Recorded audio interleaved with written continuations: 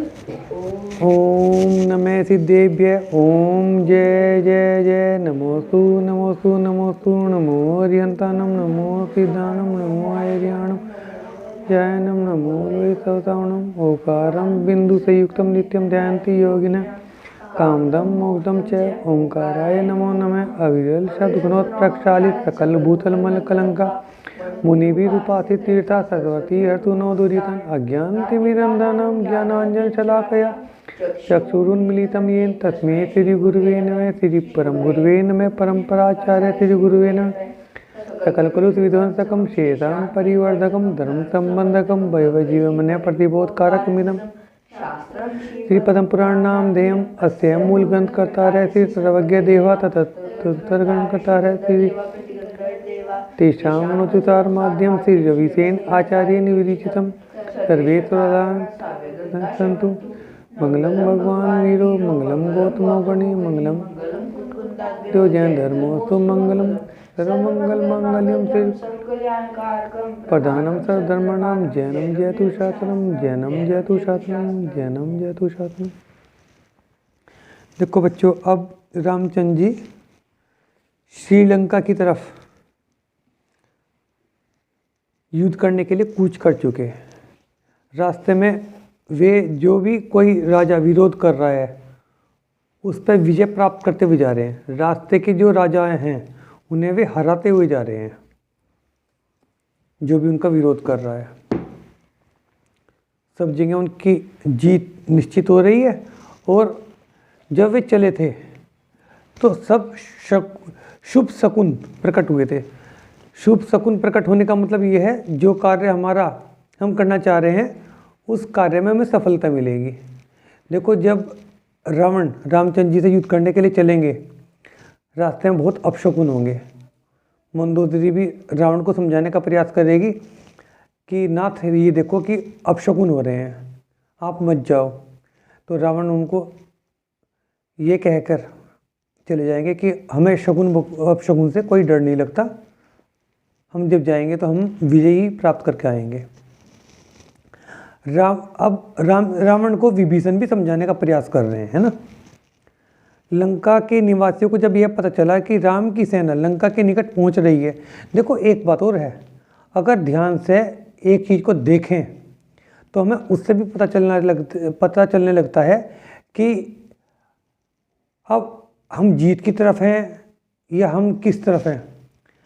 रावण ने अपना जो परकोटा बनाया था, लंका को जो बनाया था, अभेद्य बनाया था। अभेद्य का मतलब क्या होता है? जिसको भेदा ना जा सके, अर्थात जिसके अंदर कोई प्रवेश न कर सके। उन्हें इस बात से भी अनुमान लग सकता था कि तुमने अभेद्य बनाई थी, फिर भी वहाँ पर हनुमान जी आ गए। दूसरा, वे इस बात से भी अनुमान लगा सकते थे कि हनुमान जी आ तो गए और लंका को तहस नहस करके निकल भी गए। अकेले आए थे और लंका को तहस नहस करके निकल भी गए, तुम कुछ ही नहीं बिगाड़ पाए। पहली बात तो ये देखो कि सीता का पता लगना अपने आप पे कितना कठिन था। सीता को कौन उठा के ले गया है, ये पता चलना ही असंभव सा था। तो रावण की पहली तो योजना यहाँ फेल हो गई।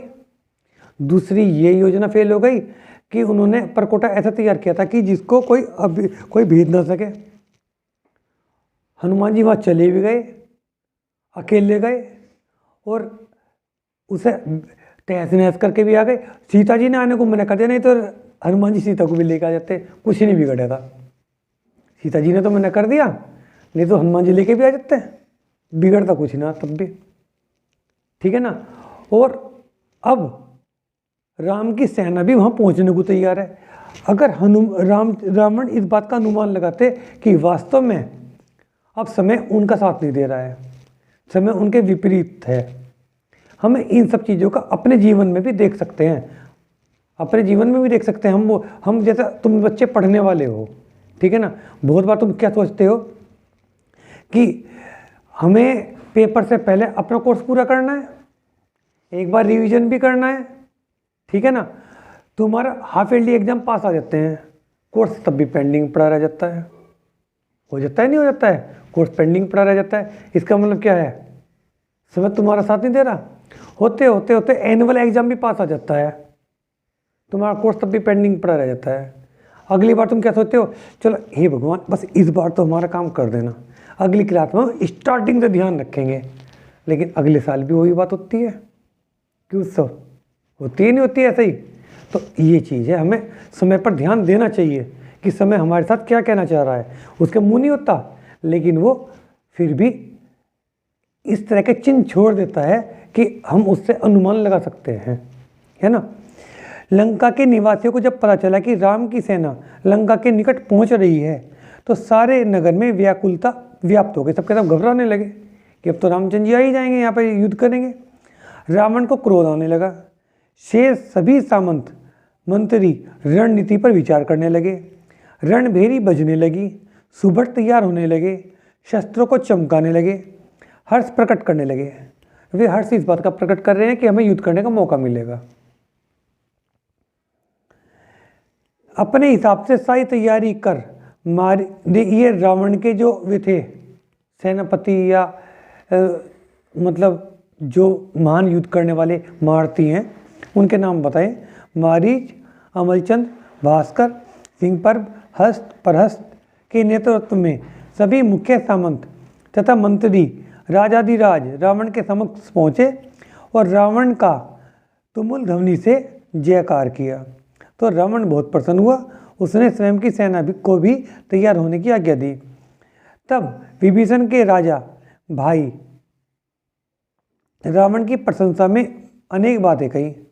विभीषण ने रावण के बारे में बहुत अच्छी अच्छी बातें कही कि हे प्रभु, आपकी कीर्ति कुंद के फूल के समान सदृश, उज्ज्वल, विशाल, महाश्रेष्ठ, इनके समान पूरी पृथ्वी पर फैल रही है, परंतु वह सारी इस एक स्त्री के कारण शरबन में समाप्त हो जाएगी। इसलिए हे स्वामी, हे परमेश्वर, हम सब पर कृपा करें तथा शीघ्र ही देवी सीता को राम के पास भेज दें। इसमें कोई दोष नहीं है, फिर सब कुछ ठीक हो जाएगा। उसके बाद सुख रूपी समुद्र में आप तथा हम सभी सुखपूर्वक विचरते रहेंगे। श्री राम यहाँ आप पहुँचे हैं, बड़े महान पुरुष हैं, आपके ही समान हैं। उनकी जानकी उन्हें वापस दे दो। केवल स्वयं की वस्तु ही प्रशंसा के योग्य होती है, दूसरे की वस्तु प्रशंसा करना व्यर्थ होता है।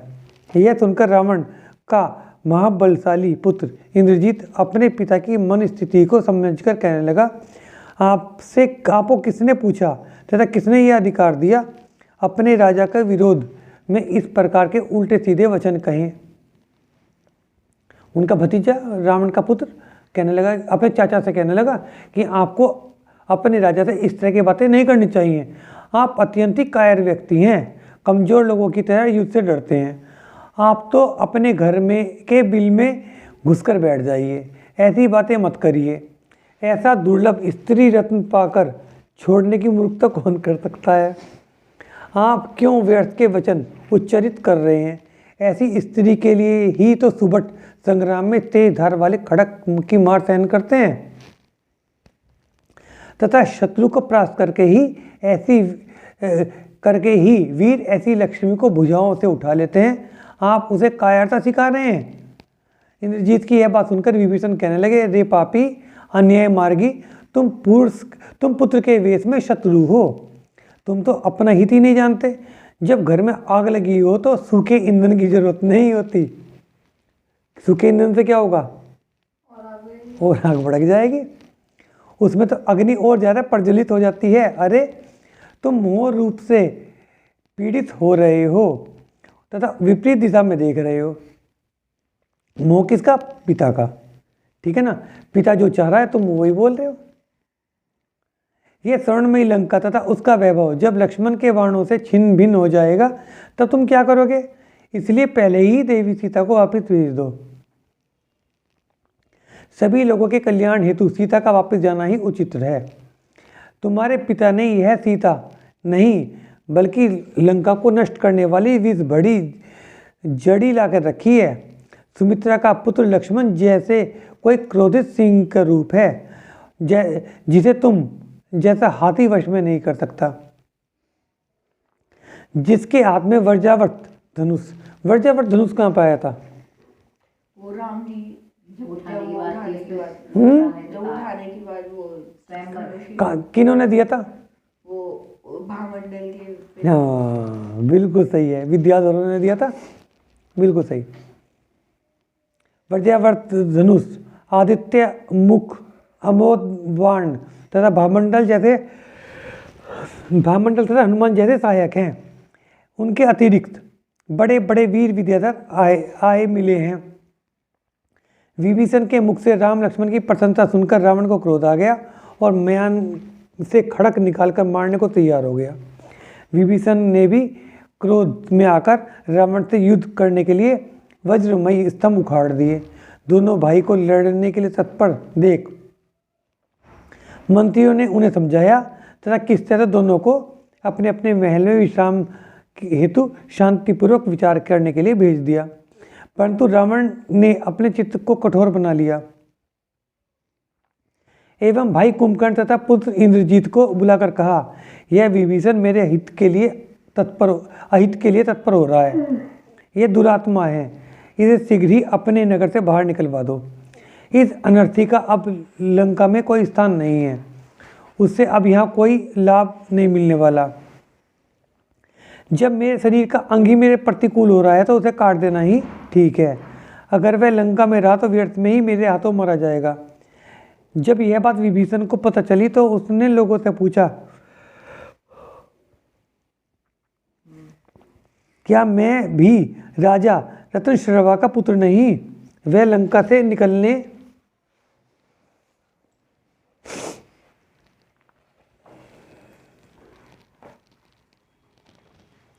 पड़ा तो उसके सामंतों सहित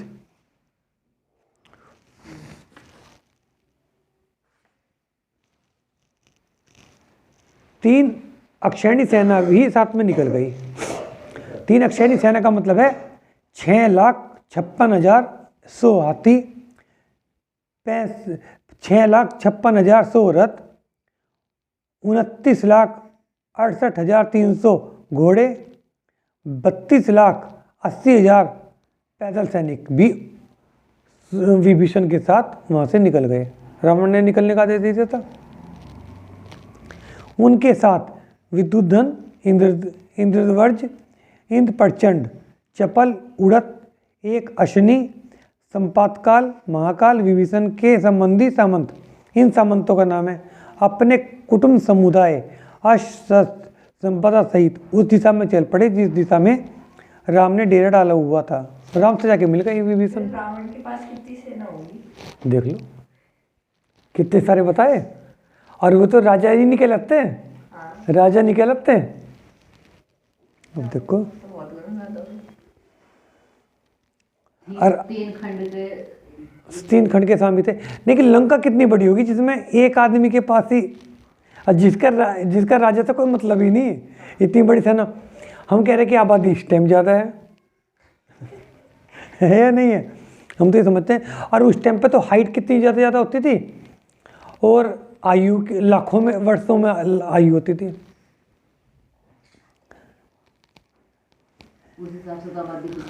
हाँ देखा जाए तो आकाश मार्ग से विभीषण के नेतृत्व में ये सब हंसदी पहुंचे तथा स्थान देखकर सेना सहित डेरा डाल दिया। यह जानकर कि विभीषण अपनी सेना सहित द्वीप पर डेरा डाल चुका है, वानर सेना व्याकुल हो गई। वानर सेना को यूँ लगा कि ना हमारे से लड़ने के लिए यहीं पा गए ये। जैसे शीतकाल में गरीब परेशान हो जाते हैं, लक्ष्मण ने वज्रावत धनुष को हाथ में उठा लिया। सारे वानरवंशी मंत्री मंत्रणा करने लगे। विभीषण के आगमन की खबर से ने सभी को भयभीत कर दिया। उसी समय विभीषण ने अपने दूत को राम के पास भेज दिया। दूत ने राम के निकट पहुंचकर उन्हें सादर प्रणाम किया और कहा, हे देव, जब से राजा रावण सीता को हर कर ले लाए थे तब से दोनों भाइयों में बहुत विरोध बढ़ रहा था, पर अब तो बात पूर्ण रूप से ही बिगड़ गई है। इसलिए मेरे स्वामी राजा विभीषण आपकी शरण में आए हैं तथा आपके चरण कमलों को नमस्कार करते हुए विनयपूर्वक प्रार्थना कर रहे हैं कि आप शरणागत प्रतिपालक हैं। मेरे स्वामी राजा विभीषण आपके भक्त हैं, आपकी शरण में आए हैं। अब आपकी जो आज्ञा हो वही मैं अपने स्वामी तक पहुँचाऊँ। यह सुनकर राम ने सबसे मंत्रणा की। तब सुमति कांत मंत्री ने कहा, हो सकता है कि रावण ने कपट किया हो तथा विभीषण हमारा विश्वास हासिल करके मित्रघात करने के लिए भेजा गया हो। इसका क्या विश्वास, यह कूटनीतिक राजनीति भी हो सकती है। अभी एक दूसरे से कलह लोगों को दिखा रहे हैं, फिर दोनों भाई मिल जाएंगे। कुल तथा जल, इन दोनों के पुनर्मिलन में कोई अचरज नहीं करना चाहिए। जल भी आपस में मिल जाता है, कुल भी आपस में मिल जाता है। तब मंत्री मति समुद्र ने कहा, यह तो सभी को पता चल ही गया है कि दोनों भाइयों में विरोध पैदा हो गया है। फिर विभीषण तो महाधर्मात्मा है, नीतिज्ञ है, शास्त्र रूप महादयावान है, दीन दुखी पर अनुग्रह करने वाला है तथा मित्रता करता है तो पृथ्वी पर मर मिटने वाली ही करता है। फिर भाई भाई की बात का कोई कारण नहीं है। कर्म का उदय जीवों को अलग अलग कर देता है। कर्मों के प्रभाव इस जगत में विशेषताएं हैं। इसी वृत्तांत से एक कथा सुनिए। एक कहानी बताना चाह रहे हैं जहाँ ये देखते हैं कि भाई भाई से अलग भी हो जाते हैं। एक नगर में दो ब्राह्मण भाई थे, एक गिरी तथा दूसरा गोभूत। उस नगर में राजा सूर्यमेघ थे। उनकी रानी का नाम मतिक्रिया था। राजा ने दोनों भाइयों को भात में छिपाकर स्वर्ण दान दिया। राजा ने चावलों में छिपा के कुछ सोना दान में कर दिया। पर कपटी गिरी को जब यह पता चल गया कि भात में सोना छिपा हुआ है तो उसने गोभूत को मार दिया तथा सोना उठा लिया। लोभ से प्रीति भंग हो जाती है। एक बात और सुनो, कौशाम्बी नगर में एक कहानी तो ये पूरी हो गई, बस इतनी सी थी कि सोने के लालच में उन्होंने अपने भाई को मार दिया। एक कहानी और सुना रहे हैं। कौशाम्बी नगर में एक वर्धन गृहस्थ रहता था। उसकी स्त्री पूर्विदा तथा दो पुत्र अहिदेव और महिदेव थे। जब पिता की मृत्यु हुई तो दोनों भाई धन कमाने के लिए पानी के जहाज में से विदेश में गए। धन कमाया तथा उस धन से एक रत्न खरीद लिया। उस रत्न के कारण दोनों भाइयों के भाव में मन में खोट पैदा हो गया कि रत्न कौन रखे। तो उन्होंने उस रत्न को माता को सौंप दिया। माता के मन में भी खोट उत्पन्न हो गया। दोनों बच्चों के तो हो ही गया था, माँ के मन में भी खोट उत्पन्न हो गया। क्यों ना दोनों पुत्रों को मारकर रत्न को मैं अपने पास ही रख लूं। तब माता और दोनों भाइयों की विरक्ति भाव उत्पन्न हो गया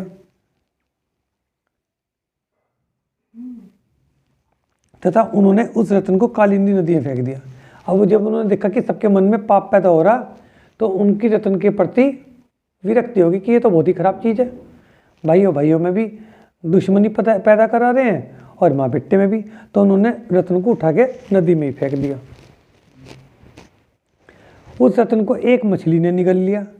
एक धीवर ने जाल में जब वह मछली फंसी तो उस मछली को अहिदेव महिदेव को बेच दिया। फिर दोबारा रत्न वहीं पहुँच गया, अहिदेव महिदेव को बेच दिया। जब दोनों भाइयों की बहन ने मछली को चीरा तो रत्न बहन को मिल गया। उसके मन में यह भाव पैदा हो गया कि माँ और भाइयों को मारकर रत्न में अपने पास ही रख लूँ। अंततः चारों ने मिलकर रत्न का चूरा बना डाला और चारों ने जिंदगी सा ले लिया। उस रत्न को तोड़ कर उन्होंने टुकड़े टुकड़े कर दिए कि यह तो जिसके जब भी मन में आवे तो भाव खराब कर देता है। तो रत्न नष्ट कर दिया उन्होंने रत्न को और फिर चारों ने दीक्षा ले ली। फिर नगर छोड़कर बाहर चले गए। इसलिए लोभ से भाई में बैर पैदा हो जाता है तथा मिथ्या ज्ञान के उदय से बैर मिलता है। गिरी ने लोभ के उदय से गोमुख को मारा तथा अहिदेव महिदेव का बैर मिट गया। इसलिए महाबुद्धि विभीषण का दूत आया है। अब हमें आदर से विभीषण को यहाँ पधारने की प्रार्थना करनी चाहिए। विभीषण को आदरपूर्वक बुलाया गया। राम विभीषण से गले मिले। फिर विभीषण ने विनयपूर्वक कहा, अब विभीषण कह रहे हैं, हे देव, हे प्रभु, इस जन्म में निश्चित रूप से ही आप मेरे आराध्य हैं। हे प्रभु श्री जिन्नाथ, तो इस भव तथा परभव में स्वामी तथा आप रघुनाथ इस लोक के स्वामी। देखो अब भी बात अच्छी कह रहे वे, जो कह रहे कि जो अनंत हैं, सिद्ध हैं, वे तो हर जीवन में स्वामी हैं, लेकिन इस जीवन के स्वामी आप हैं। ऐसे नहीं कह रहे कि आप भगवान के बराबर हो, भगवान के बराबर नहीं कहा, आप इस लोक के स्वामी हैं। तब श्री राम ने कहा, आपको मैं निसंदेही रूप से लंकापति बनाऊंगा, हम सबके लिए आप ही लंकाधिपति हैं। सेना में विभीषण के शामिल हो जाने से सैनिकों में उत्साह फैल गया। अभी इतना ही हुआ था कि भामंडल भी अपनी सेना लेकर वहां पहुंच गए। राम लक्ष्मण को भामंडल के पहुंचने से अत्यंत प्रसन्नता हुई। उनका पूरा सम्मान व सत्कार किया गया। भामंडल रामचंद्र जी के क्या लगेंगे? पत्नी के भाई, है ना। 8 दिन हंसपुर में व्यतीत कर सेना ने लंका की तरफ कूच किया। दोनों तरफ युद्ध की तैयारी अपनी प्रकाष्ठा पर पहुंच गई। रावण के पास 4000 अक्षिणी सेना थी। देखो जो मैंने ये भी बताई थी ना, ये केवल 3 अक्षिणी सेना थी। ये 3 अक्षिणी सेना थी वो। अब अनुमान लगाओ 4000 अक्षिणी सेना का क्या मतलब है? 4000 विभीषण के पास जो वो लेके गए थे, 4000 अक्षिणी सेना है। तो राम के पास 2000 अक्षिणी सेना थी। राम के पास आधी थी, जिसमें से 1000 अक्षिणी सेना तो अकेला भामंडल लेकर आया था। 1000 अक्षिणी सेना, अक्षिणी सेना का मतलब भी कुछ अलग ही है। भामंडल लेकर आया था, तथा 1000 वानरवंशी राजाओं की थी।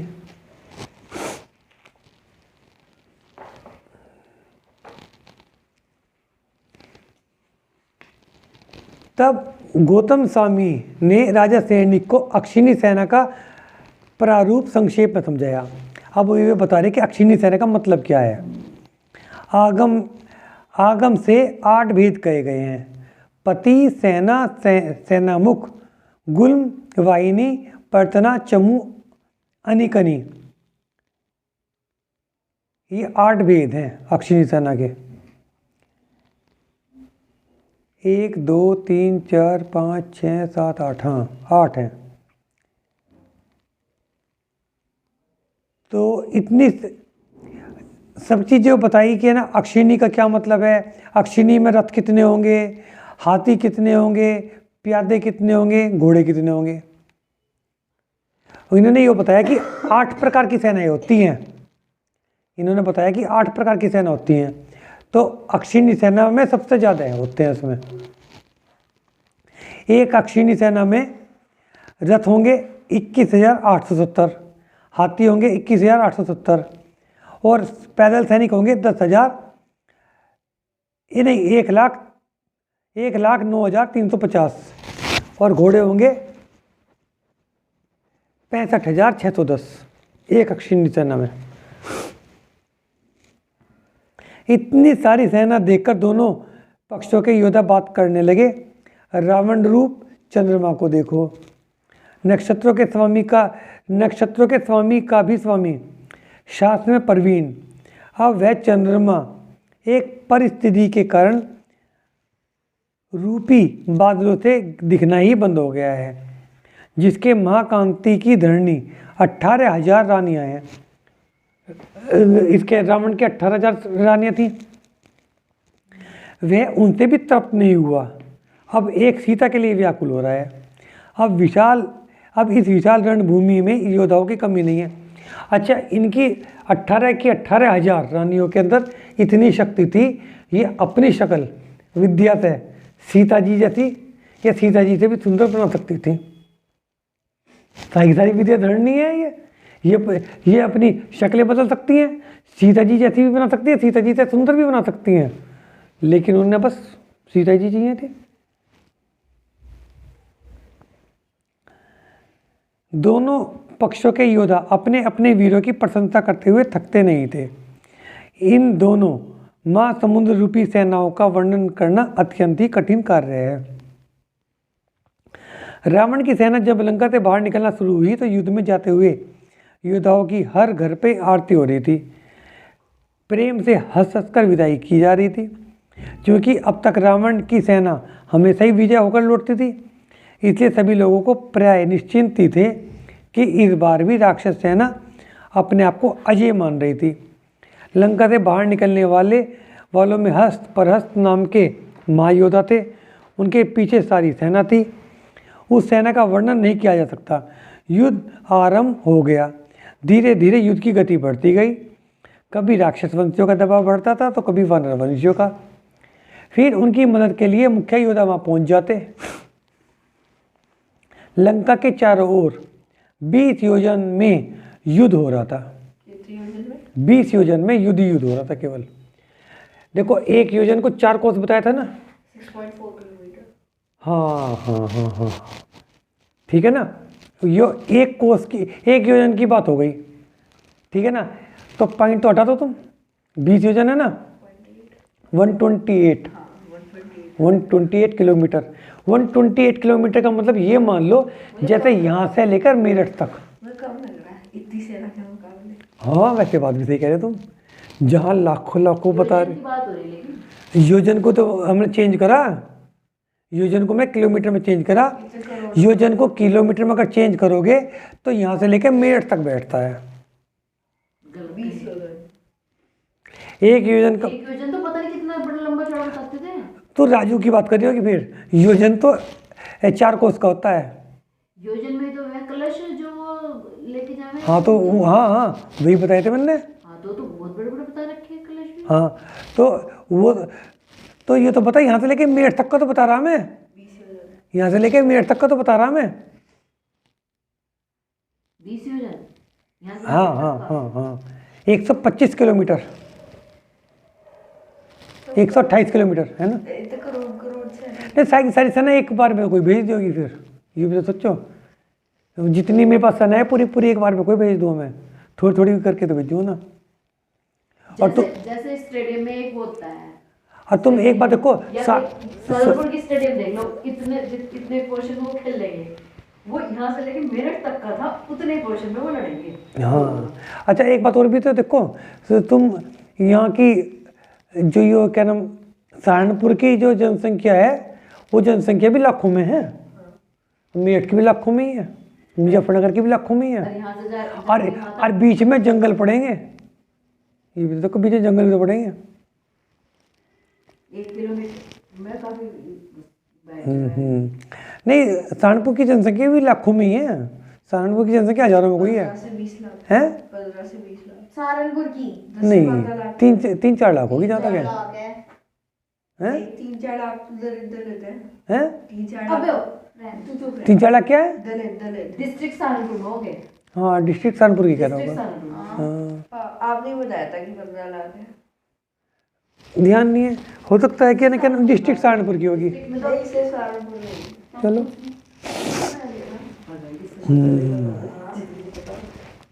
चलो अच्छा। जब वानर वंशियों का दबाव बढ़ा तो हस्त परहस्त का युद्ध का स्वरूप बदला। कई वानर वंशी योद्धा हस्त परहस्त से युद्ध करने पहुंच गए। भयंकर युद्ध के पश्चात नल ने तो हस्त को और नील ने परहस्त को मार गिराया। उनके पतन को देखकर राक्षस सेना पलटकर भागने लगी। हाँ, बस हो गया खत्म। लड़कर भागने लगी। जब तक सेनापति सैनिकों के साथ लड़ते हैं, सैनिकों का उत्साह बना रहता है, और जैसे सेनापति का पतन होता है, सेना का मनोबल टूट जाता है, वह बिखरने लगती है। राजा सैनिक ने तब गौतम स्वामी से कहा कि नल नील के पूर्व भागों के बारे में बताइए। जग मैया जन्म दुख में दो, जिनवाणी जग मैया जन्म दुख में दो, मरण दुख में दो, जिनवाणी जग मैया जन्म दुख में दो। समोसन सा महल तुम्हारा गंधर जैसे भैया, समोसन सा महल तुम्हारा गंधर जैसे भैया, कुन कुन से पुत्र तुम्हारे तीर्थंकर से सहिया जन्म दुख में दो जिनवाणी जग मैया जन्म दुख में दो तुझे द्रव्य बताए हो कारी मैया सात तुझे द्रव्य बताए हो कारी मैया जो भी शरण में आया उसकी पार लगा दो नैया दुख मेर दो जिनवाणी जग मैया जन्म दुख मेर दो नाम तुम्हारा तुम हो जग की मैया संकट मोचन नाम तुम्हारा तुम हो जग की मैया हाथ जोड़कर शीश नवाऊं पढ़ूं तुम्हारे पैया जन्म दुख मेर दो जिनवाणी जग मैया जन्म मेर दो या वाणी के ज्ञान से सूझे लोकालो तो वाणी मस्तक नमो सदा दे तू दो हे जिनवाणी भारती तो ये जपू दिन रैन जो तेरी शरणा गए सो पावे सुख चैन हिरोनी माता की जय जिने